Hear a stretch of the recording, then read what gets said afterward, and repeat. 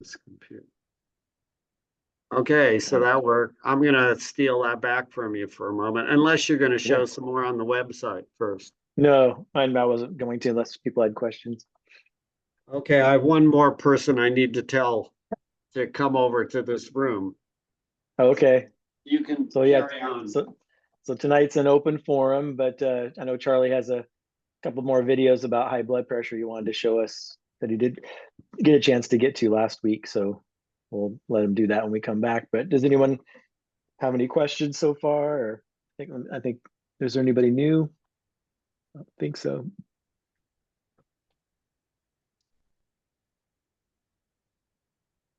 Does anyone have any questions or anything at this point? Anything from last week?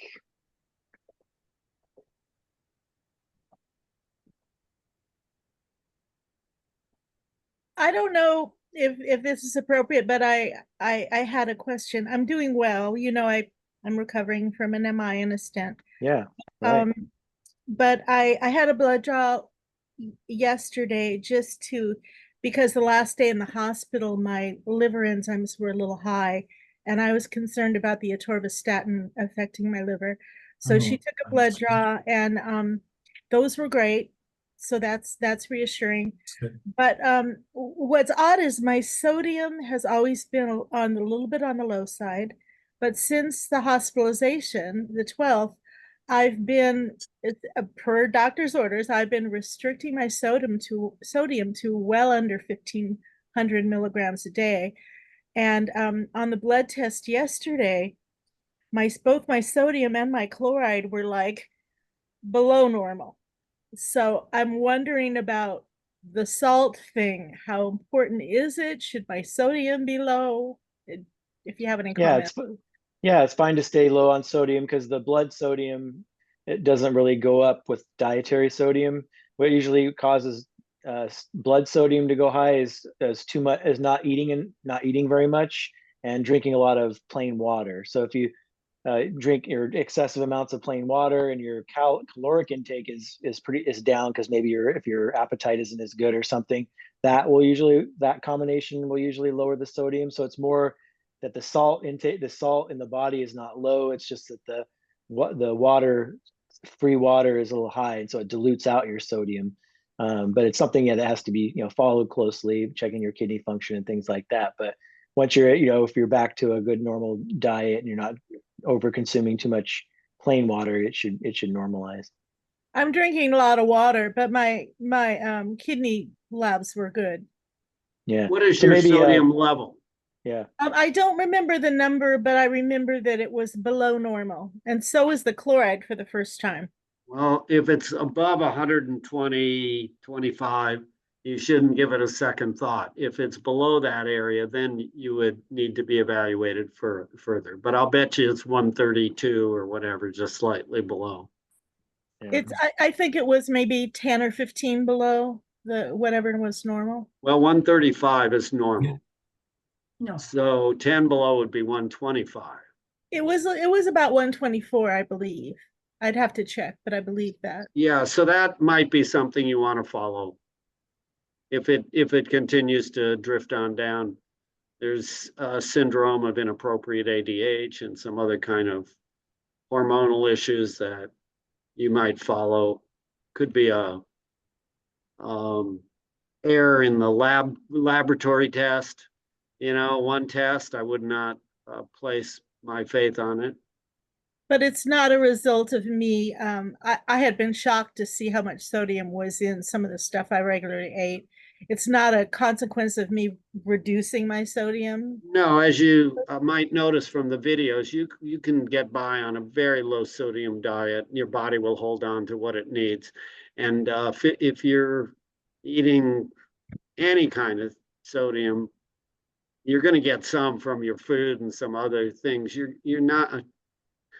I think the take is, Scott, you just can't eat too little sodium unless you have some special condition, medical condition underlying. Thank you. You're welcome. Just follow it along with your doctor. Anybody new in these classes today that what cares to share how you found out about them, and welcome. We want to welcome you. Evelyn, you unmuted. Yeah, Doug wanted to say something. I'm not new. We aren't Oh, new. okay, yeah. Uh, Okay, go ahead. Because of your class last week, I was looking at my sodium. I couldn't believe I eat about 1.5 cans of 15-ounce beans every day, and I Yep. couldn't believe how much sodium was in them. I rinsed them, but I just recently started rinsing them, but I was looking at a website and said you really need to soak them for a while after you rinse them and then rinse them again to get most of the sodium out. And my blood pressure has gone up. It was always low, and I have Addison's disease, and I switched from prednisone to hydrocortisone. And I thought maybe because that went up, but I think it's probably all the sodium I was getting. Might have been, but anyway, because of that class last week, I checked it out and I'm watching it now. Interesting. Thanks for that. Yeah, I've not heard about soaking the beans first to get rid of them. I know that rinsing them is what I've always heard for the last, 10 or 12 years. Yeah, Rinsing them a couple times. Anybody else have any thoughts on that? I read if you rinse them, it got rid of about half of it. But this other site, which I never heard of, may not be accurate, said maybe got rid of 20%, but you got rid of a lot more if you soaked it for like half an hour in addition to rinsing. So if you rinse it once and you get rid of half, and then you rinse it a second time, then you get rid of another half, that's 3/4, which would be more than whatever. Yeah. Well, I say this one website said you only get rid of 20% with a preliminary rinse. But I say it's a website I never heard of before, so it may Okay. not be accurate. Anybody else have any information on that topic? We'll keep our eyes and ears open, of course, to try to figure it out. But go ahead, Alice. Well, I would just say, it's pretty easy once you get kind of on board with it to just make beans, like, Yeah. soak them and then cook them. Don't burn your house down. Don't leave it unwatched. And the quick way, like if you don't want to soak them overnight, you can like wash the beans, bring them to a boil, and then let the water cool, rinse them, and then boil them again. That's like a quick way. So if you don't want to take as long, but you can make a big pot of beans. I haven't tried, apportioning them and freezing them. That might be an option to sort of, like, if you can't eat them all and you don't want to take so much time, but they're not hard to make. And then you can control the salt. Excellent idea. And also you can control the taste. My wife had some dehydrated veggies on there. She had some spices, and she puts her fingers in the beans, so they taste especially good. Well, Walmart has unsalted canned beans, I read. I haven't checked it out yet, though. Yeah, you can buy them, the no salt added, whatever. Good thought. All right. Anybody else have any thoughts, suggestions they want to share with the group? Oh, I do. Okay, we're ready, Alice. Well, one of my patients came in and he was like, he had read this book called Outlive by Peter Attia. And and it's co-written. And I went to the library, but all 6 copies of the book are out right now. So I couldn't get it. But I kind of looked online and it looks like he kind of, well, this patient came in and he wanted all kinds of, like, I want a CT angiogram of my heart, and I wanted this and I wanted that. Like, the book had a lot of stuff. And I'm like, well, what about cut out your drinking and you're smoking cigars and stuff, kind of get some basic health stuff. But he was big on this LP little a. And it's like, maybe it's a better marker than all the other cholesterol stuff. And so 20% of the population is positive for LP little a. It may really increase your risk of heart disease. I looked at what Michael Grieger had to say. He didn't have a whole lot on there. And I'm not sure if like, okay, LP little a really is a better marker, or I think they may be about to launch some new drugs that might that might target this marker. But wondering what your guys, you and Scott's and anybody else's thoughts on it are. Mhm. My- Yeah, so my- it's a Go ahead, Scott. oh, as I say, it is a good marker, and so it just increases the risk. It's just that it's what you always when I talk to patients about getting coronary artery calcium, checking LP little a, lipoprotein B, looking at if you were to do fractionation and get the more accurate LDL cholesterol particle size and all those kinds of things. I kind of put all those things into you're looking for more motivation to change your diet and lifestyle. So if all it really would tell you is if you're at higher risk because you have LP little a, or you have lipoprotein B, or your coronary artery calcium score is elevated. It's like if that's going to inspire you to go on a whole food plant-based diet and quit smoking and exercise and get good sleep and reduce stress and all those things, then I think it's useful. But it doesn't. But if you're gonna if those things come back and they're not high risk, then is that going to make you, I'm just going to keep smoking and eating my bacon and eggs because I don't have those risk factors were all negative for me. So I think that's the conversation you got to have with patients beforehand before you decide on those things. And so yeah, because you could have pretty good cholesterol but have high LP little a and be at really high risk for a heart attack or a stroke. So what Dr. Greger I know talks about in his videos and stuff on LP little a is it just means that if you have that, you got to really drive that cholesterol down even lower and lower than a regular person. So you might need to be on that higher dose statin or maybe on those PCSK9 inhibitors and things to really drive that LDL down below 50 even, or even lower. And so I think it's what you do with the information is what's the bigger question. So the word that comes to my mind is epigenetics. You may have the genes, like the BRCA gene for breast cancer, or the little a, LP little a. You may be at the higher risk level. In other words, the gun may be loaded, but the gun is not going to go off unless something pulls the trigger. And what's going to pull the trigger? It's our lifestyle choices. So in my mind, the other word that comes after epigenetics is distraction. Because like Scott said, if you get a normal value, doesn't mean you are not going to develop that heart disease, and it could be demotivating for you to do something different with your life. If you get an elevated value and your doctor says, hey, you're at increased risk, well, how many people really connect with that? Unless they're actually feeling chest pain or other symptoms. My experience, not such a great motivator as actually having someone develop a chronic illness or you yourself developing it. And so I try to continually focus on, hey, I feel so much better. My cholesterol level dropped out. Give yourself a trial, see how you feel, that sort of approach, as opposed to let's do a bunch of tests on you. That's just me personally. Anybody else? Well, the kind of what I was reading said maybe those are the folks who benefit from daily aspirin and possibly niacin.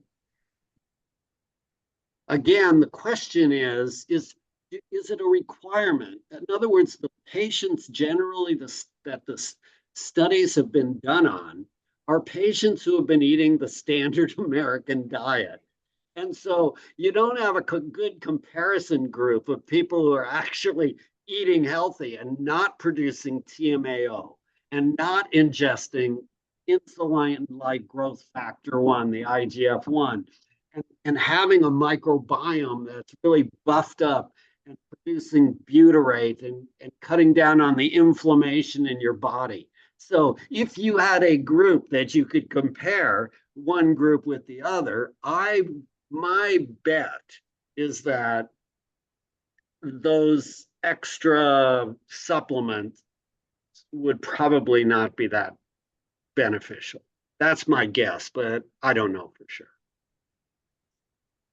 But it's a good thought. And, we live in the United States. We like to have a pill. Well, And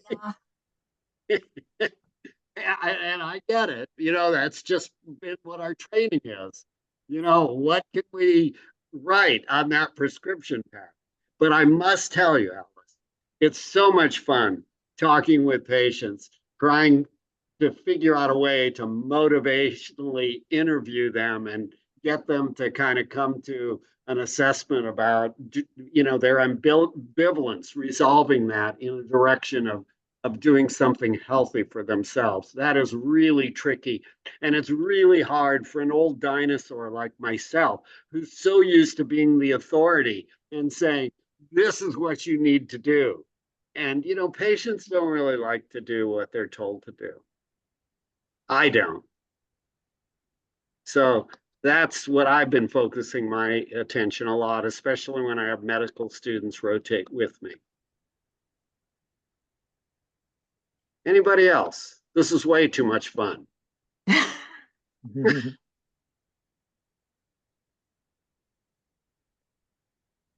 was a question in the chat about seeing CT scar tissue on a CT after having a stroke, and that's usually a pretty good indicator of a previous stroke if you have a bunch of scar tissue in a certain area of the brain because there was damage there, and then there's some scar tissue left over. I don't know if that's what they're asking about, but that is correct. If you have scar tissue on a CT, sometimes they'll say, possible evidence of previous infarct or previous, which means previous stroke.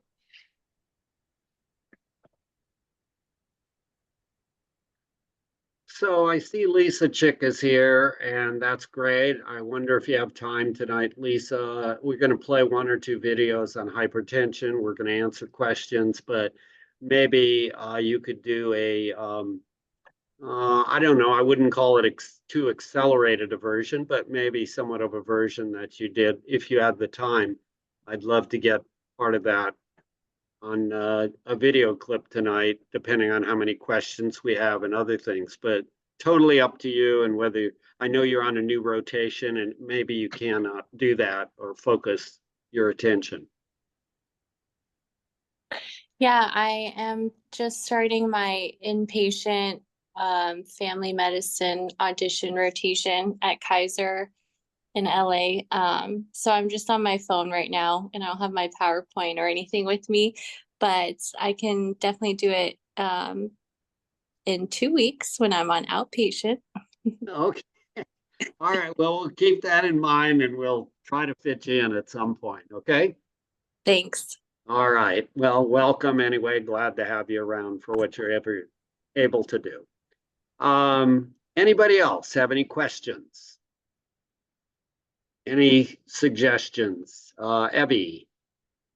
Oh, that's me. A few weeks ago, I asked you about how much greens I should eat, and you said you just get a handful. Yeah. To me, that's kind of nebulous, but I would really appreciate it if you have a kitchen scale. You could tell me how many ounces of greens I should eat every day. You would? I don't have a scale. I don't know if I'm eating enough. See, I he don't have- follows it to the letter. He It's a follows it to the fist letter. size. A fist size Yeah, but is I'll a serving. I grow curly kale and that takes a lot of volume. That one leaf is a lot of volume. Wrap it into a ball and put it in your hand. About a fist size. Yeah. About a cup. Okay, if you put in a cup measure, how much pressure do you put down on it? See, You must be Charlie, an- you talk about patients not wanting to do what their doctor tells them. Yeah. This man does everything and he wants the details. You must be an engineer or mathematics. I took a lot of science in school, but Um, not much of you. I've never weighed any of the greens that I've eaten. I just throw it on the plate. Well, no one else does because I researched it and I can't find anyone. Well, of authority. Gregor says for cruciferous, a serving of cruciferous is like half a cup of chopped up into the cup. And then Okay. for the other servings, it's a full cup. So it's anywhere between a half a cup and a full cup, which is a full cup is probably close to a handful. And it wouldn't be like squeezed down like you're trying to mash the lemon or the orange. You just lightly compress is what I would say. Okay. And I guess the goal is to bathe your arteries throughout the day. So even if you were doing a half a cup 6 times a day, it'd probably be a good idea. So not to worry if you don't have the exact grams, and maybe I'll find a scale somewhere and do it. Has anybody done it? Velvet, have you weighed your greens ever? Do you know the weight of a handful of dark green leafies? I've been doing something crazy for the last 3 weeks, but I've been doing some intermittent fasting and I've been weighing my food because I was trying to lose some weight and I was having Lisa, I was talking to Lisa about it. Anyways, long story. I need to fill her in. Anyways, so 130 grams of kale is like just a cereal bowl full. I don't know if that's more than a handful. It's probably about cereal 2 bowl handfuls. would be what, almost 2 handfuls, Yeah. perhaps, depending And on the I've been cereal eating bowl. that daily. And it's like one whole bundle of kale after it's cooked fits into a cereal bowl. There's 454 grams in a pound, so 100 and whatever 30 grams. It's about a quarter of a pound then. Yeah. So that would be I don't know if that pretty helps much at a all. lot, I would think. Yeah. I've been eating that daily. Okay, so a handful would be maybe a third of that. Maybe a at around a half of a bundle. Yeah, That's a lot of greens. yeah. So it is a lot of greens, but keeps your arteries running smooth. You're not taking Coumadin or any blood thinner, are you? No. Okay, good. Thanks for chiming in on that, Velvet. Okay, anybody else? Scott, I guess you need to make me a host. I'm gonna play one of the videos. Oh, how do I do that? I don't know, because once I make you the host, I'm like no longer the host, I don't think. Maybe I am. You go over to the participants column and click on the little button, to the right of the name. Oh yeah, More, and it says make host or make co-host. looks like I must not be host. Oh, That okay. doesn't say. All right, well, Yeah, I'm you gonna are. share It says your host. It says host your host. disabled participant screen sharing. You did. Okay, You're able to share. let's see. It says host disabled participant screen sharing. It didn't do it yet. Huh, because I have the only thing I have is invite or copy invite link. Is the only thing that comes up on my participants. And I don't see any participants on mine. Why Oh, don't you down at- click on me under the, can you see Okay. and click Yeah. on those 3 little dots and then make me the host. Let's see here. Little dots are there. Show self. Oh, make host. Okay. Change host. There we go. Okay, we're learning. All right. It's different than the All other right, one. here we go. Now I'm going to share my screen. Okay, I have it shared. Here we go. You all can see this, I hope. Yep. Okay, good deal. And then we're going to go right back over here. And we missed this the last time, shaking the salt habit. Here we go.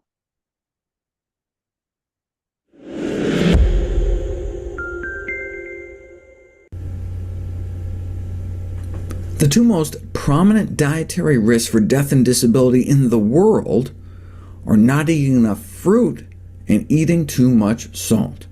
Too little fruit kills nearly 5 million people every year. Too much salt kills 4 million. There are 3 things we can do to lower our salt intake. First, don't add salt at the table. A third of us add salt to our food before even tasting it. Number 2, stop adding salt when cooking. At first, the food will taste bland.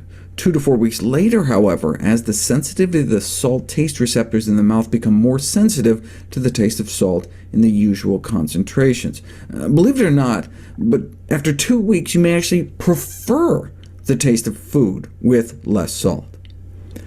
Some of the flavorings you can use instead in the meanwhile, instead of salt, include using more pepper, onion, garlic, tomato, sweet peppers, basil, parsley, thyme, celery, and lime, chili, nettle, rosemary, smoke flavor, curry, coriander, and lemon.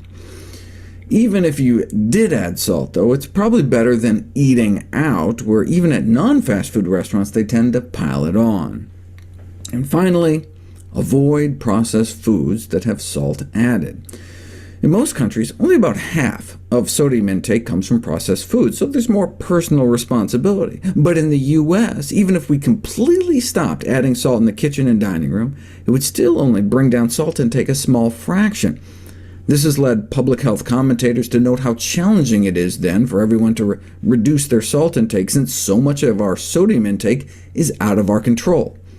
But is it? We don't have to buy all those processed foods. We can choose not to turn over our family's health to food corporations that may not have our best interests at heart.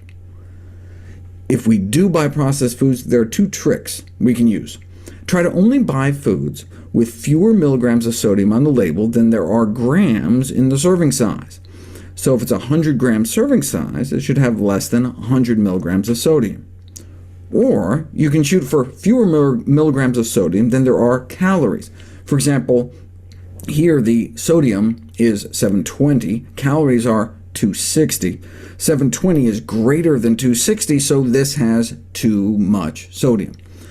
And that's a trick I learned from one of my favorite dietitians of all time, Jeff Novick. The reason it works is because most people get around 2,200 calories a day, so if everything you ate had more calories than sodium, you'd at least slip under the 2,300 milligrams of sodium upper limit for healthy people under age 50. Of course, the healthiest foods have no labels at all. We should try to buy as much fresh food as possible, as it's almost impossible to come up with a diet consisting of unprocessed natural foodstuffs that exceeds the strict American Heart Association guidelines for sodium reduction.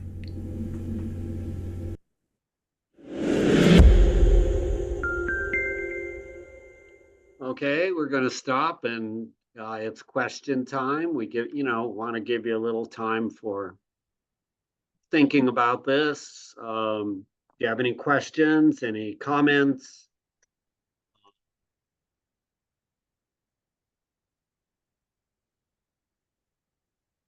Looking around the room. And no questions, comments? Okay, I have another video. Maybe eventually we'll get to questions and comments. So we did the Kempner rice diet, whipping us into shape last time. We just have, a few more of these that we could talk about. Hibiscus tea versus plant-based diets for hypertension, fasting to naturally reverse high blood pressure, flax seeds for hypertension, how to lower blood pressure naturally with lifestyle. So let's start with this hibiscus tea. I think it's a short video, I hope.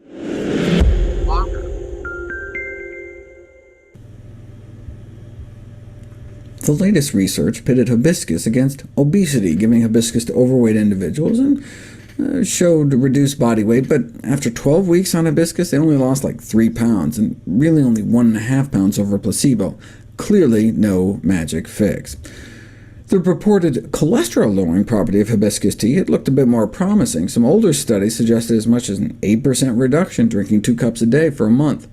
But when all the studies are put together, the results were pretty much a wash.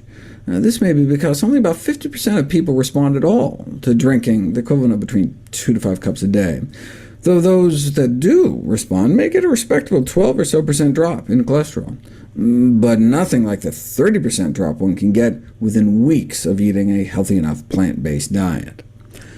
High blood pressure is where hibiscus may really shine, a disease affecting 1 billion people, killing millions. Up until 2010, there wasn't sufficient high-quality research out there to support the use of hibiscus tea to treat it, but there are now randomized, double-blind, placebo-controlled studies where hibiscus tea is compared to artificially colored and flavored water that looks and tastes like hibiscus tea, and the tea did significantly better. We're still not sure why it works, but hibiscus does appear to boost nitric oxide production, which could help our arteries relax and dilate better. Regardless, an updated review acknowledged that the daily consumption of hibiscus tea may indeed significantly lower blood pressures in people with hypertension. But by how much? How does this drop in blood pressure compare to other interventions? Well, the premier clinical trial when it comes to comprehensive lifestyle modification for blood pressure control is the premier clinical trial. Realizing that 9 out of 10 Americans are going to develop hypertension, they randomized 800 men and women with high blood pressure into one of 3 groups. One was the control group, the so-called advice-only group, where patients were just told to lose weight, cut down on salt, increase exercise, and eat healthier. Here's a brochure. In the 2 behavioral intervention groups, they got serious. 18 face-to-face sessions, group meetings, food diaries, monitored physical activity, calorie and sodium intake.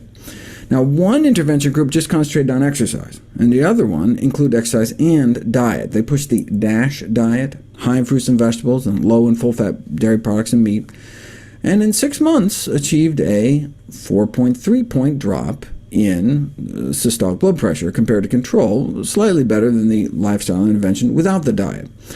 Now, a few points might not sound like a lot. That's like someone going from a blood pressure of 150 over 90 to a blood pressure of 146 over 90.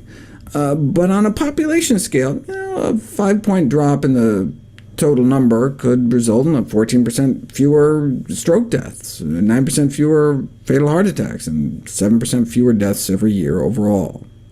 But a cup of hibiscus tea with each meal didn't just lower blood pressure by 3, 4, 5 points, but by 7 points, 129 down to 122. And in fact, tested head-to-head against a leading blood pressure drug called captopril, 2 cups of strong hibiscus tea every morning, using a total of 5 tea bags for those 2 cups, was as effective in lowering blood pressure as a starting dose of 25 milligrams of captopril taken twice a day. So, as good as drugs, without the drug side effects, and better than diet and exercise?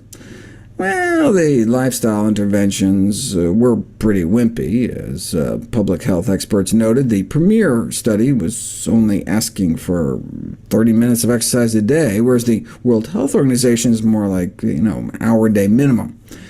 And diet-wise, the lower the animal fat intake and the more plant sources of protein the premier participants were eating, the better the diet appeared to work, which may explain why vegetarian diets appear to work even better.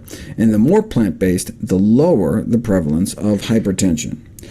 On the DASH diet, they were, they told to cut down on meat, but we're still eating meat every day, so would qualify as the non-vegetarians here in the Adventist 2 study, which looked at 89,000 Californians, and found that those who instead only ate meat on more like a weekly basis had 23% lower rates of high blood pressure. Cut out all meat except fish, and the rate is 38% lower. Cut out all meat, period. The vegetarians have less than half the rate, and the vegans, cutting out all animal protein and fat, appeared to have thrown 3/4 of their risk of this major killer out the window. One sees the same kind of stepwise drop in diabetes rates as one's diet gets more and more plant-based, and a drop in excess body weight such that only those eating completely plant-based diets fell into the ideal weight category. But could that be why those eating plant-based diets have such great blood pressure? Maybe it's just because they're so skinny on average. I've shown previously how those eating plant-based diets have just a fraction of the diabetes risk even at the same weight, even after controlling for BMI. But what about hypertension? The average American has what's called pre-hypertension, which means the top number of your blood pressure is between 120 and 139. Not yet hypertension, which starts at 140, but it means we may be well on our way. Compare that to the blood pressure of those eating whole food plant-based diets. Not 3 points lower, 4 points lower, or even 7 points lower, but 28 points lower. Now, but the group here eating the standard American diet was, on average, overweight, with a BMI over 26. Still better than most Americans, but while the vegans were a trim 21 over here, that's 36 pounds lighter. So maybe the only reason those eating meat, eggs, dairy, and processed junk had such higher blood pressure was because they were overweight. Maybe the diet per se had nothing to do with it. To solve that riddle, we would have to find a group still eating the standard American diet, but as slim as a vegan. To find a group that fit and trim, they had to use long-distance endurance athletes who ate the same crappy American diet, but ran an average of 48 miles a week for 21 years. They ran almost 2 marathons a week for 20 years. So if you do that, anyone can be slim as a vegan no matter what they eat. So where did they fall on this graph? Both the vegans and the conventional diet group were sedentary, less than an hour of exercise a week. The endurance runners were here. So it appears if you run about 1,000 miles every year, you can start to rival some couch potato vegans. Doesn't mean you can't do both, but it may be easier to just eat plants.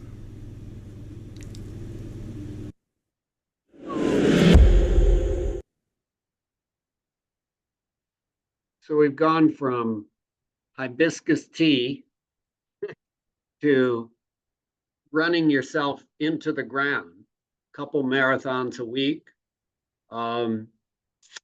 And were those statistics impressive enough for you is the question that I have for anyone in the room.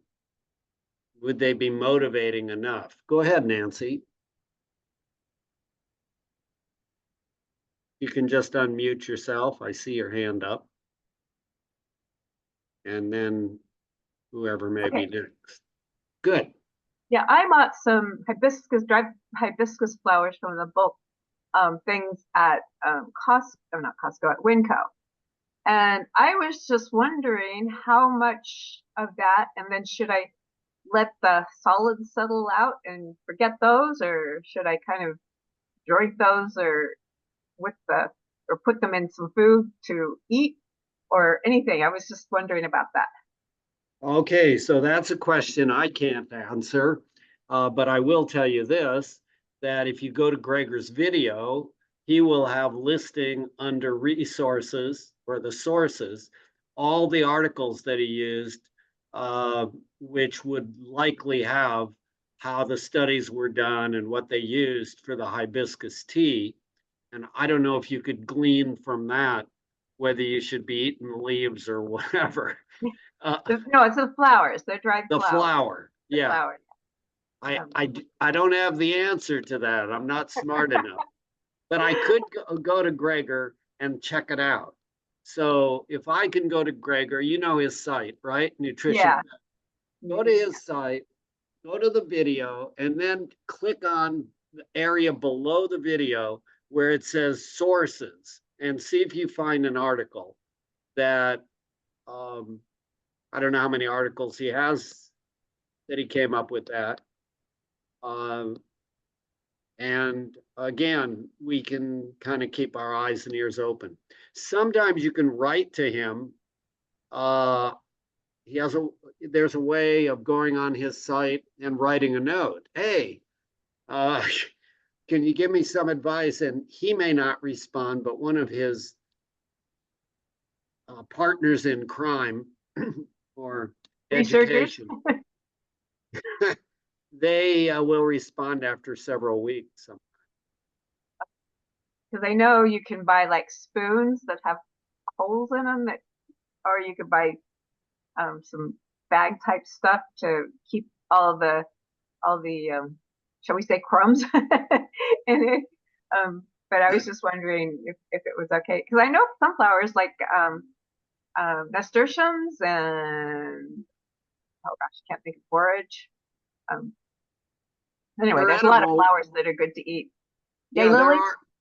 there are flowers that are good to eat, but whether they have an effect on blood pressure, I don't Oh, know. I didn't know. I wasn't talking about for blood pressure. I was just saying that, like at a restaurant or something, they can put some pretty flowers on. And if they're the right kind of flowers, you can eat them. I've Yeah, done that. decoration. It's kind of odd, but you could get used to it actually if you had enough flowers. Anybody else Oh, eating squash flowers. flowers? Squash Anybody flowers are else? supposed to be good to eat. Okay. I've ate flowers at restaurants before. Okay, there you go. It's I kind wanted of- to share something with you guys. Okay. So this is maybe a little off subject, but a few weeks ago I had an OR rotation and I really wanted to watch an open heart surgery, even though I was not excited about OR. And it just confirmed that I do not want to work in the OR. I want to work as far away from that place as possible. But I got to watch an aortic aneurysm repair. And this guy's heart was just covered in fat. And the surgery tech was just like, that is a lot of Big Macs and a lot of like steaks. And it was just like, you could tell it was just not a healthy heart. And I was just so sad for this guy that he got to that point. But anyways, it was just quite an experience to see like up close and personal how that looks. Well, that reminds me of Dr. Clapper talking about how when he was the anesthesiology resident and he had a epiphany while putting people to sleep, he saw the fat in their body and he says, "What is that? Where is it from?" Well, it's the chicken fat. It looks like chicken fat. It looks like when you have a chicken breast and the fat that's around it. Yeah. It looks exactly like that. And it was just so sad and just gross in a way, but like, just like, oh, that's awful. And one of the nurses, the circulating nurse, I was talking to her and she's like, I can't eat meat after working in here. After I've seen this numerous times, I just can't eat it anymore. And we got to talking and I told her I was, plant-based vegan. And she was like, well, where do you get your protein? Of course, that question comes up. So, as this guy is getting his surgery, I was explaining to her like where I get my protein and, that it is possible to eat like a healthy plant-based diet and live.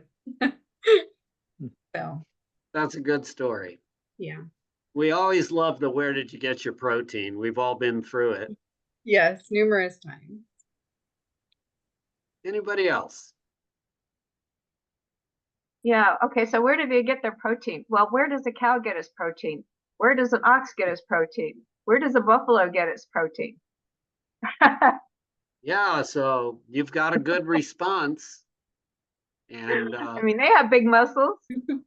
That is a good response. And sometimes I respond like that, like just defensively, but then I realize that it's not the best response because like then they're like, well, why are vegans so defensive?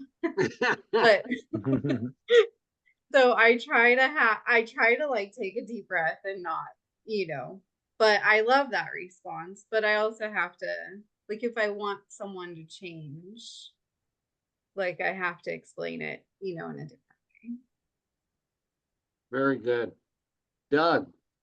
Yeah, I didn't believe it either. You could get the protein, but I got an app and I was getting like 70, 75 grams of protein a day. That's plenty. Well, Well, I also, when I'm out or something or other, and people ask me why I try to eat whole foods plant-based, is because my dad died. Well, he had his first heart attack in his late 40s, and then he died at 71 when he was having a second bypass done. So, and then my brother had bypass surgery, and he's on dialysis. So I go, hey, I don't want to go there. So I try to eat right. You definitely have motivation, reason for being motivated. Yep. And we all should actually come to that conclusion, if not for our individual health. We might be considering what's happening with our environmental health by the kind of food sources we use for our diet. You know, makes a huge difference with our climate warming up and the methane that's produced by the raising livestock. It's an important topic which doesn't get discussed often enough. Dr. McDougall was making it his goal the last couple years to really focus his attention, or at least the last year that I know of, on climate change and the importance of us changing our diet, not just for the individual health. In that, it brings us mentioning Dr. John McDougall. He is one of the people that Scott and I, we both followed him and stand on his shoulders, and we're sad to learn that he passed away at 77 years of age. Some people may say, well, you see, the vegan or being plant-based diet really didn't help, but he had a number of other factors involved that may have led to shortened lifestyle. And one of those was he had a stroke at age 18. And then he was running, escaping from the fire in, what was it? Santa Rosa is where he used to live. Yeah. Yeah, so there was a fire down in a town that was wiped out. And he wound up with a fracture, injuring himself and in the hospital and multiple complications, and almost died during that. And I really suspect that's likely what shortened his life, although I don't know for sure. So anyway, Scott and I have been messaging each other a little bit tonight about that. He was really an important figure in both of our lives. We were fortunate enough that we could spend a bit of time with him on the, like trying to convince other people what they need to do. Because we'll always remember that. Scott's been following him for longer than I have, actually. Yeah, I was one of his groupies early on. Pretty much watched every lecture he ever did on his, that was posted on his website for a lot of years. And then I met his son, Craig McDougall. That's who I met first, and then I was able to meet John McDougall through that connection. And then Charlie and I did a continuing education conference with him up at Portland State University about 5 or 6 years ago, and got to lecture with him and everything. And then Charlie got to go to Salem with him and go before Congress and try to, or it was the state. You can tell him about that, to try to pass a law. Yeah, we tried to pass a law that would have hospitals provide plant-based meals, and it was blocked by the dairy industry. It had passed, I think, the House, and when it got to the Senate, or it passed the Senate, and it didn't make it to the other legislative body because of the dairy industry influence. So we were kind of disappointed with that, but we gave it a good try. He was successful in passing legislation in California, or influencing it, to have hospitals produce plant-based food. And then it also is in New York right now. I don't know what his involvement was there, but for sure in California he was actively involved. So anyway, he also got medical schools in California they require a certain amount of nutrition education in the medical schools in California. It's not being enforced, unfortunately, but the law is passed. It's actually mandated in law to have more education on nutrition, but because of Dr. McDougall. I just finished his book, The Starch Solution. Great. Yeah. And did he have any, I think New York just passed something too about schools like offering more plant-based options. Yeah. Yes, New York is doing more plant-based options. Because they're mayor or governor, right? It's the mayor who had diabetes, and I believe he Mhm. reversed it, didn't he, Scott? Mhm. Adams? Yes. Yeah, Eric Adams, yeah. Yeah. And he's been very influential in influencing New York City anyway,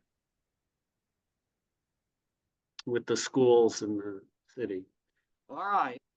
Well, any other comments from anybody? Any thoughts? Yeah, I Right. would, what do you call it? Donate to this group called Food and Water Watch. And I guess Oregon is trying to, they're doing a lot of political, what do you call it, outreach, or trying to influence the legislature to outlaw the CAPOs, the concentrated animal feeding operations. I guess Foster Farms wants to bring in the big, CAPOs for chickens, and Food and Water Watch is trying to outlaw that, and they would really appreciate help. I'm not much of a political influencer, but if anybody who who is, or if you are, that might be a good place to direct your interest, because they're looking for people to go out and politicize people. I don't know exactly, but anyway, it's just something, if that's your interest, you might want to look into. It's called Food and Water Watch. Yeah, it's the third reason that I choose to eat how I eat. One for my individual health and family, one for the environment, the others for the animals' sake. They like what we're doing. All right. I had a comment. Go ahead, Lynn. You mentioned hospital food, and I was at Mackenzie Willamette Hospital about 5 years ago, and I swear the food was so bad and unhealthy it could send a healthy person to the hospital. But Yeah. but in Logan Health Hospital in Kalispell, where I was just recently, I just couldn't believe it was chef quality food. There was this enormous variety of vegan options. Enormous. Hmm. Healthy, vegan, awesome food. I wrote a thank you letter to the food people. Nice. Wow. That's good to hear. There are some, pockets of hope where people are actually getting it, and it's going to be more and more as time goes on. That's our goal, is to keep promoting that. I was very sad to see the food in the hospital. And it's gotten worse because the hospital here locally has been having budget issues. And so they took away the menu. And so basically the patients just kind of get what they get. So they don't even have choices. You used to be able to order like a fruit plate or a hummus plate, or, there were some options, but now it's just kind of the basic eggs and bacon and oatmeal, and not, oatmeal's not bad, but still I'm sure it's probably has milk in it, and Butter. who knows, it's just awful.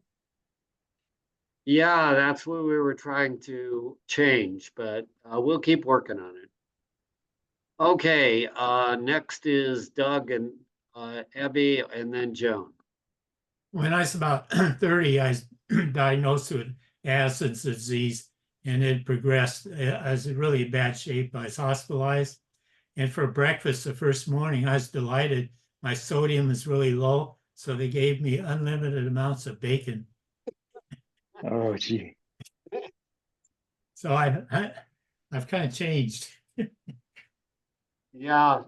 All right, Joan.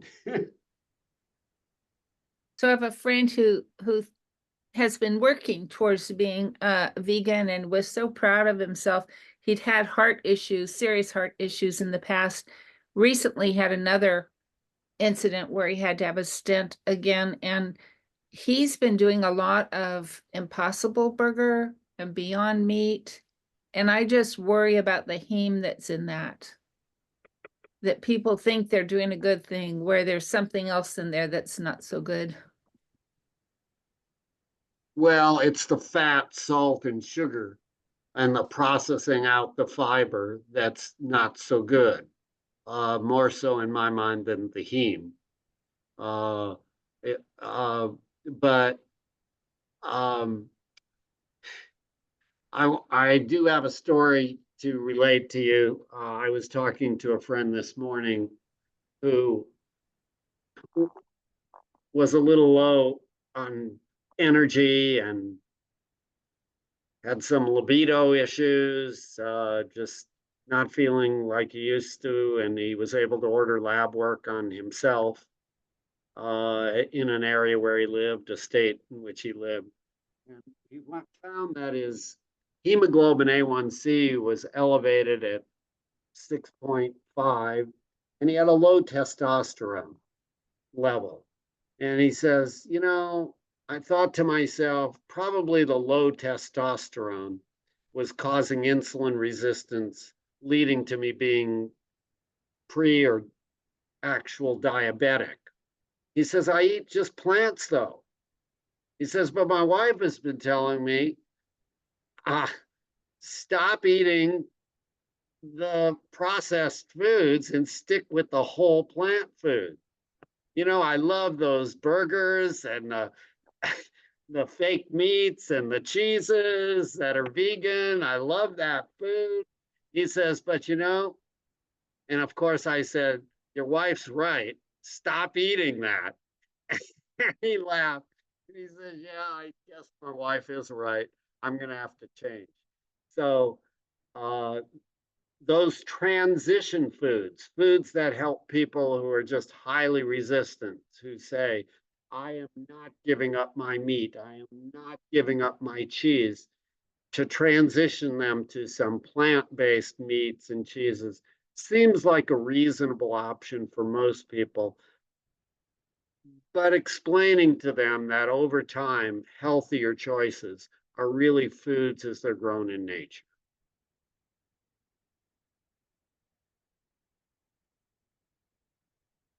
Anybody else have a comment, a suggestion, a thought? Go ahead, Nancy. Yeah, really decreased. I don't eat out much, mainly because it's hard to find vegan meals and it's so on and so forth. But one of the things I found when I eat out, a lot of times they put so much salt in that it might have tasted good if they didn't have so much salt, but there's too much salt. And so I've been telling, the servers and everything, hey, tell people, your cooks and everything, not to put so much salt in. If there's not enough salt, there's always salt on the table, and people who don't have enough salt can add it. And it just makes so much sense to me, but it doesn't seem to make sense to them.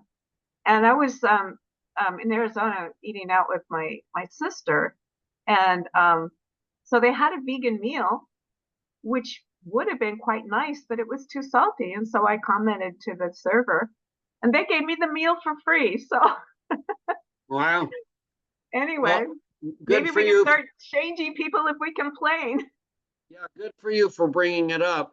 The one problem, if I were a restaurant owner, I would want people to keep coming back and paying, eating at my restaurant.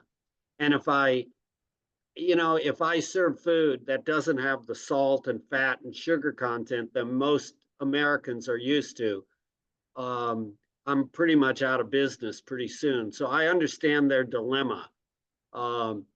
And perhaps they could have one dish that was available, that they didn't add a bunch of salt. And that would be the approach that I'd use in talking with them. Well, it seems to me at one point some restaurants were mentioning low sodium or something on the menu, but I haven't seen that lately. I don't know. Has anybody else been cognizant of anything like that? Maybe nobody else eats out. I don't eat out much, but one of the reasons I don't is because I can't find food that I like. Yeah, we get it. Who else? Anybody else? Okay, let me play one more video. Then you'll still have time because it's not going to take up forever. We're going to go over to, let's go over how to lower blood pressure naturally with lifestyle.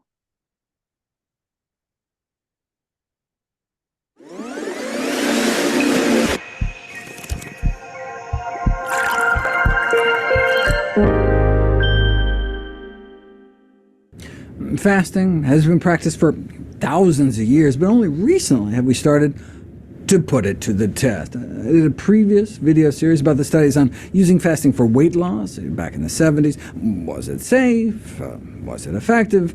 But what about fasting for treating and preventing other diseases?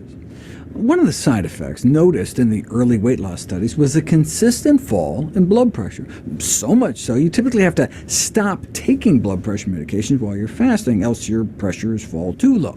Once you start eating again, your pressures go back up, but remarkably not as high as they were before. But of course, it depends on what you start eating again. For example, a case report of a woman who used fasting to drive her rheumatoid arthritis into remission. Systolic blood pressure started up around 170 despite multiple blood pressure medications, was put on a whole food plant-based diet for 8 weeks. That dropped her down from 170 down to 130, off of all her medications before starting the fast, and then normalizing down to 110 after the fast. But is that just because of all the weight loss? I mean, she lost 22 pounds on the fast and 27 pounds on the plant-based diet. So yeah, I mean, it's extraordinary to drop your pressures from 170 to 110, but that was after losing about 50 pounds. Right? We've known for decades that any kind of weight loss can lower blood pressure. Even minor weight loss can lower blood pressures in obese persons, even if they remain significantly overweight. But most of the drop in blood pressures with severe caloric restriction happens within the first 2 days, before significant loss of body fat. So it may also be a reduction in the fight-or-flight stress hormones like adrenaline and noradrenaline, both before and after exercise, after just 2 weeks of just a few hundred calories a day. So that may be one reason why very low-calorie diets have been found useful in lowering blood pressures, even in those for whom blood pressure medications fail, the changes in those hormones. But low-calorie diets also tend to be more plant-based, so there's fiber and potassium-rich foods, less saturated fat. Even just adding fruits and vegetables to the diets of hypertensives can lower their systolic blood pressure, the top number, by 7 points. I mean, that's the kind of blood pressure improvement you might get losing 10 pounds, just by eating more fruits and vegetables. And if you combine that with a drop in meat consumption, not only doubling fruit and vegetable intake, but combining that with trying to slash saturated fat and cholesterol, right, you can cut pressures by 11 points. What else can we do? Restricting alcohol intake in regular daily drinkers can drop you 5 points. Right? So let's keep track here. Alcohol restriction can drop your systolic blood pressure 5 points. Losing 10 pounds can drop you 7, as can just eating the recommended 8 to 10 servings of fruits and vegetables a day. Regular aerobic exercise for at least 3 months can drop you 9. So let's add that onto the chart. Combine the fruits and vegetables with meat reduction, you can drop it 11. Blood pressure medications can have side effects, but on their own can drop pressures by 15 points. What about cutting down on salt? Note in the other diet study, they kept the sodium levels the same. Cut sodium enough, and it can edge out drugs at 16. The drugs, 15. Sodium restriction, 16. Is that the best we can do with diet? Put people on a purely plant-based diet, even one moderate in sodium, and you can drop hypertensives by 18 points, even after 9 out of 10 reduce their blood pressure medications or stop them entirely, all within just 7 days. That's pretty impressive. Now, what if you took that same diet, but added fasting? 37 points, right? We'll review that study and others like it next.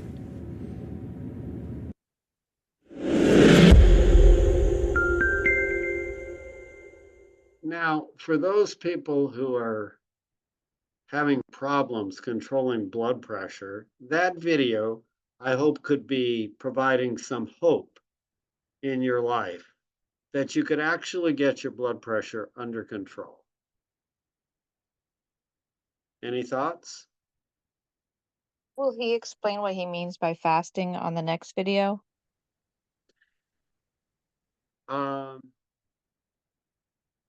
not sure what the next video, I'll go back and I'll see if I have the next video here.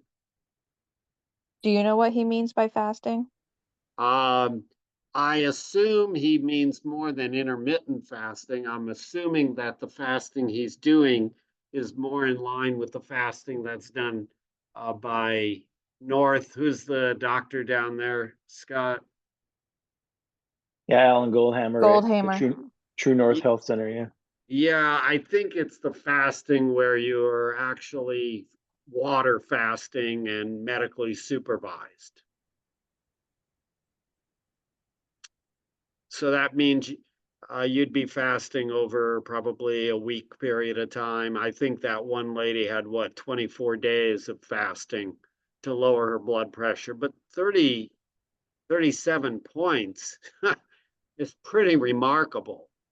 And then if you go on a whole food plant-based diet, he mentioned that you don't have a return immediately, that you have, your blood pressure is under so much better control generally. Maybe that's not true for everybody in the whole world, but for a certain subset of people, it works. And we have an expert on board about fasting. It's Kim, who could kind of share with us what that was like and what it's all about, if you care. Oh, sure. I did it for 10 days, but there were people there who did it, who were doing it for a month or even longer. They don't like people to do it more than 40 days. And it's all supervised. There are doctors that they assign you and nurses, and they check your vitals 3 times a day, and they put you on juice if you need it, or in my case I was on vegetable broth just to keep my electrolytes going. So it's a very monitored kind of a fast. It is just water generally, but some people, as I said, had some issues, and so they had maybe fruit juices or broth. And you're not supposed to do exercise, physical exercise, just gentle movement. And it wasn't all that hard. You go into ketosis like after day 3, and then you really start losing weight. I did it kind of as a restart, but some people do it for weight loss. Most people who are there for a medical reason, not just like recreational fasting, I would say. So it was a good experience. I'd recommend it if that's what you want to do, or if you have a health issue that you think fasting would help. So, Kim, don't people ask you whenever you tell them you did the fast like that, weren't you hungry and didn't you feel so weak you couldn't hardly move? And how is it possible that it wasn't such a bad experience? I didn't even have trouble with the appetite thing. I didn't have any cravings. It wasn't hard. It really wasn't hard. I expected it to be hard, but apparently after day 3, it gets easier. So people who have those kind of cravings have them for the first few days, and then they don't have them. I mean, people were there for 30 days. I met several people who were there for 30 days and they still didn't have any cravings. So it's kind of amazing what your body does. Well, thanks for sharing that. Does anybody in the room have any questions for Kim? Or I know, Nancy, you have your hand up. Yes. Go ahead. I was curious how you keep your muscle mass up. How you keep muscle rather than losing muscle. Well, you get back to it. when you start to eat, you start to do exercises again. So you will lose muscle mass. Yeah. Okay, you lose muscle mass, but then you have to go on a exercise and eating routine to build it back up. Okay, I'm just curious. Kim, yeah, during those 10 days, did you mostly what did you do? Were you mostly kind of sitting around, or? Well, you know, it's in Santa Rosa, so you can walk around. You can walk around the block. There's a cemetery nearby. You can play. You can do puzzles. There are recreational areas. You can talk to people. There are talks. They have a closed circuit TV with a lot of like vegan promotional videos. You can, you know, I took art supplies, so I did art, and I did art with some of the other patients or clients, I guess they're called there. It wasn't, and I read, but I wasn't like in bed or anything. So did you have any people tell you my arthritis pain is gone, or my GI system? What kind of feedback did you get from the other participants? a lot of people were repeat people who had problems and then had relapsed in their, you know, in their eating, and so their problems had come back, but they knew that if they had this restart diet, that they would not have the symptoms again. So I think a lot of people understand that it works, but they relapse and then they need this to come back to it. I don't know of serious issues. There were people there with really bad cancers and lymphoma, and apparently they have good success rate with lymphomas and stuff, but I didn't talk to anybody who had a serious like stomach cancer or that had, you know, I don't know what their outcome was. And the last But they were there question for I that have, reason. the last question I have is the cost. Is this out of the world in terms of cost? What might one expect if they were going to try to go through a program like this or help a I think relative? it's about $300 a day. So, and then you have to have a doctor appointment beforehand. That's extra. So it's not ridiculous. I mean, if you go to a resort, that may be what you would pay for. So I don't think it's ridiculous, but if you're there a month, that's $10,000, right? 30,000, 10.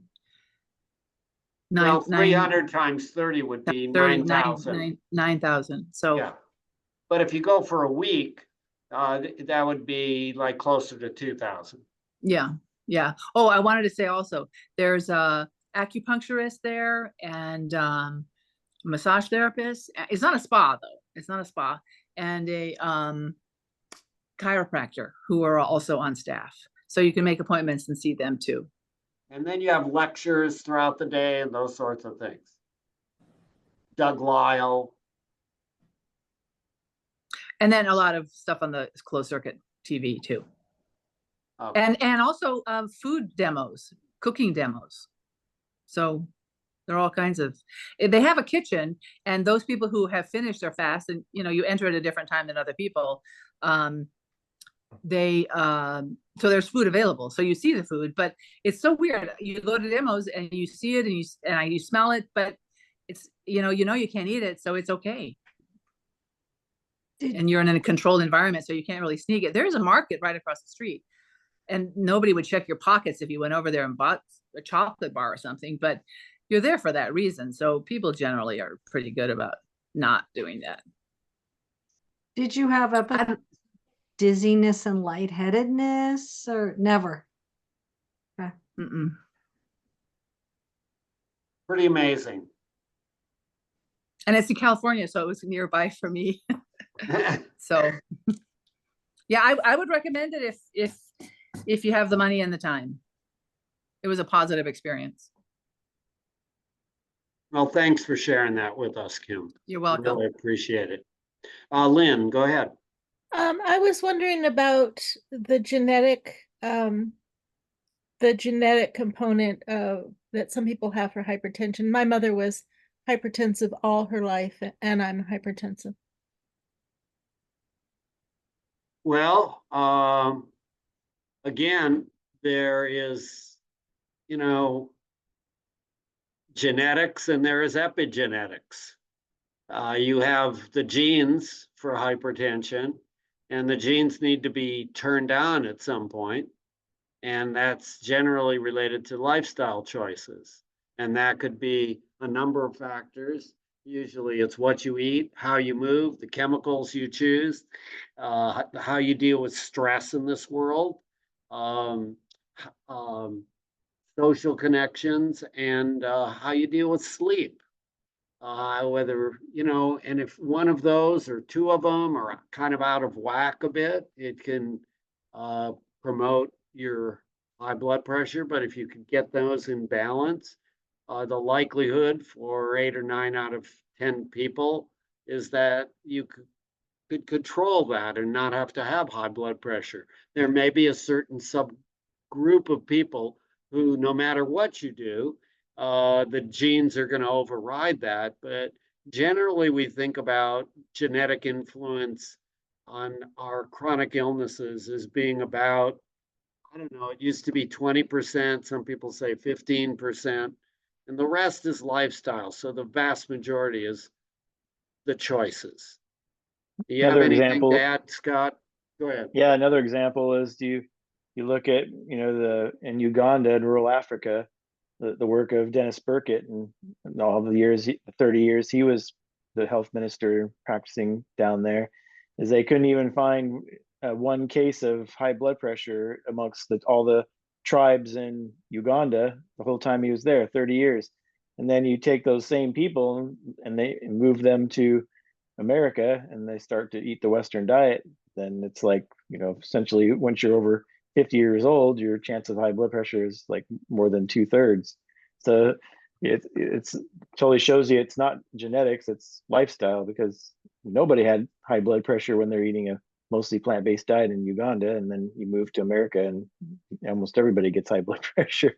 So that's just a good example of that.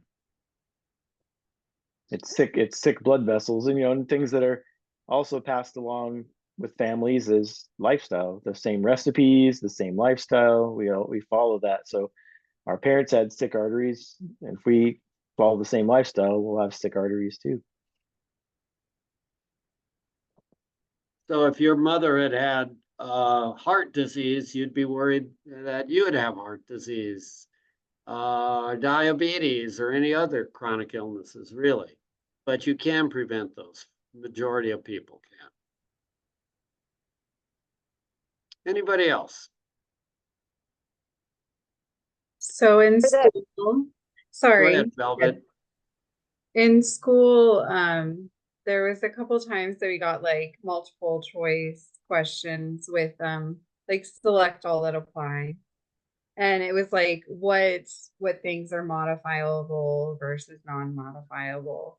And one of the answers was genetics. And I wanted to click it, but I knew it would be wrong in their terms of being modifiable. But I think if we change our lifestyle factors, then genetics can be modifiable. And I wanted to argue it so many times, but I knew it wouldn't do me any good. Yeah. Well, that's probably you're using your head. Smart thing at this point. Yeah. When you get in a position of leadership in that facility, then you can try to alter it, like I have, and it's not always successful. That's why I wound up resigning from the medical school. Yeah. Okay. How many people are eating flax every single day? Okay. If you're not having flax, you may want to look at one last video if you have a history of hypertension. And that's this one right here. It's flax seeds for hypertension. It's kind of an interesting video. It's not too long.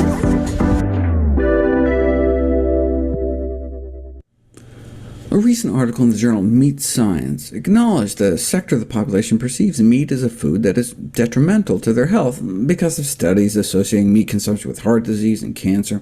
For these reasons, these meat consumers look for healthier food alternatives as a means to maintain good health. So, this represents a good opportunity for the industry to develop some new products. Natural foods could be added to meat to reach those health-oriented consumers by boosting antioxidant levels. For example, foods like flax seeds and tomatoes are healthy, associated with reduced risks of cancer and cardiovascular disease. So by making flaxseed tomato burgers, they figure they can reduce saturated fat intake and less sugar somehow? It's like their flaxseed-fed pork idea, to produce enriched lard. Wouldn't it be easier just to cut out the middle pig and eat flax seeds ourselves? Flax seeds have been described as a miraculous defense against some critical maladies. Now, I'm a fan of flax, but this title seemed a bit over-exuberant. I figured something just got lost in translation. But then I saw this study, and realized maybe that title is not too far off. Rarely do we see a dietary study of this caliber, a prospective, double-blind, placebo-controlled, randomized trial. You know how hard that is in a nutrition study? I mean, for drugs, it's easy. You take two identical-looking pills, one's active, one's placebo. Until the end of the study, neither the researcher nor the patient has any idea which is which, hence double-blind. But people tend to notice what they're eating, so how do you sneak a quarter cup of ground flax seeds into half of people's diets without them knowing it? They created these various flax or placebo-containing foods, and even added like bran and molasses to match the color and texture, so it was all a big secret until 6 months later when they broke the code to see who ate which. Why test it on hypertension?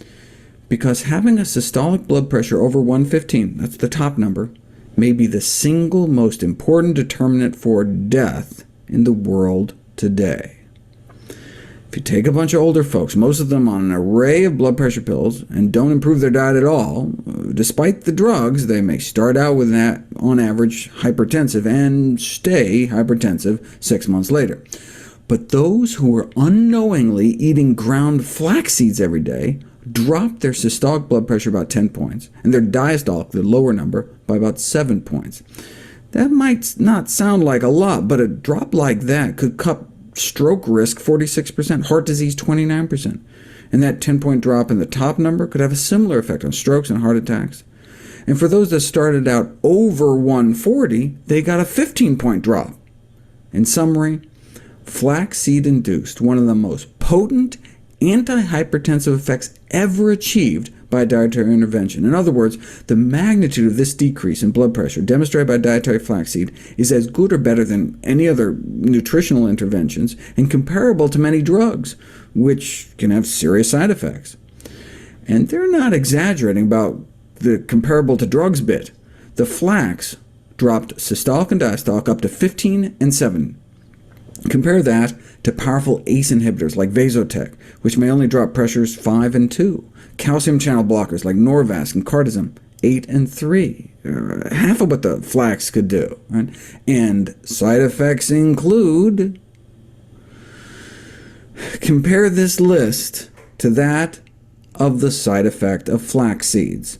It's pleasant, nutty flavor. During the 6-month trial, there were strokes and heart attacks in both groups.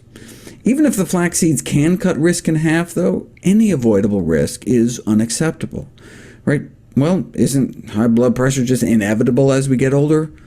No, the prevalence of hypertension does increase dramatically with age, but not for everyone. People who eat more plant-based diets, or keep their salt intake low enough, tend not to exhibit any change in blood pressure with advancing age. So, flax is great, but always better to prevent the disease in the first place.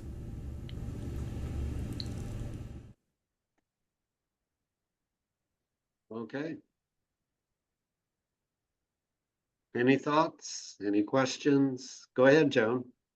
And then, So that brings me to, should we be checking our blood pressure? not very often, in my mind. I try not to stress your life out by worrying about it. Do it intermittently, and focus your attention on healthy lifestyle choices, rather than taking your blood pressure twice a day or 3 times a day like some people do. That's my thought. I'm sure other people have other thoughts on this. If we were going to check it, is there a type of cuff that's better to purchase? Yeah, the one that's most highly rated on Consumer Reports is the Omron 10 series. So OMRON 10 series. You can get them at like Walgreens, Walmart, all the pharmacies. Basically, they're usually about $70 for the good ones. You want the ones that are in the upper arm, not the wrist ones. The wrist ones tend to run high.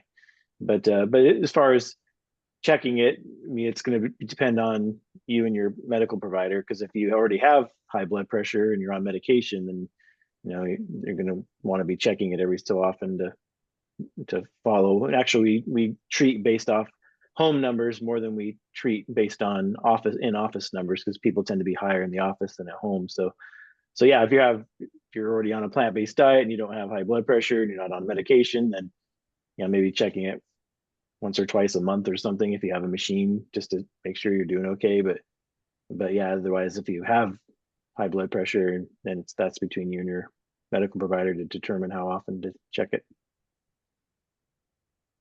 Thanks. For me, I would check it if I didn't have high blood pressure, like for me, once a year. Like you go to the doctor, and if you do have high blood pressure, then you check it according to what your doctor wants you to check it, so that you'll get along with them. But why create a problem that you don't necessarily have? And it's not likely you're going to go from a normal blood pressure to something that's grossly abnormal without having other symptoms like headache or whatever. Okay, Beth. The question I had asked about the fasting on the video before the other video, I was wondering if possibly he meant, like let's say every Monday, you fast, or let's say you only eat when you're hungry, in an 8-hour window or something. I know there's different thoughts about that, but I wondered if that might be what Dr. Greger meant by fasting.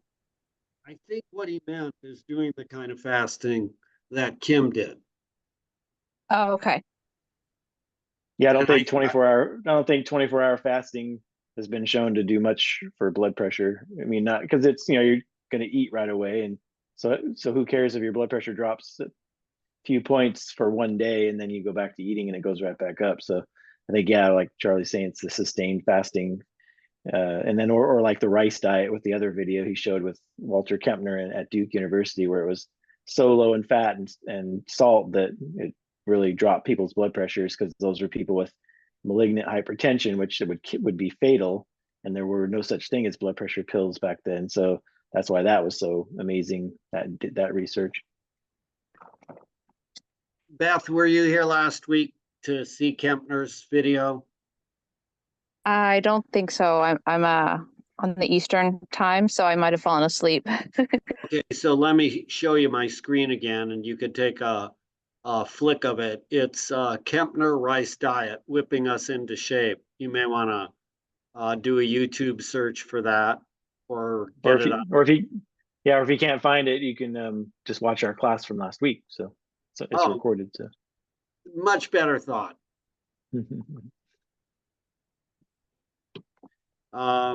Anyone else? We good for this week? Yep, another hour and a half. It's been fun, as usual. And next week is what, Scott? Oh, Doug. I wonder if you have a class just on inflammation. We haven't traditionally had a class. We talk about inflammation all the time and the microbiome. I think we're having a class come up pretty soon on the microbiome, where we talk about butyrate being produced by your microbiome, which cuts down on inflammation. And that's coming up soon, maybe like next week. Next week's your Magic of Fiber class. So in that Magic of Fiber, we're going to talk about the microbiome. We'll talk about inflammation, but we don't have an absolute dedicated class to that. But maybe one of these days we might develop it.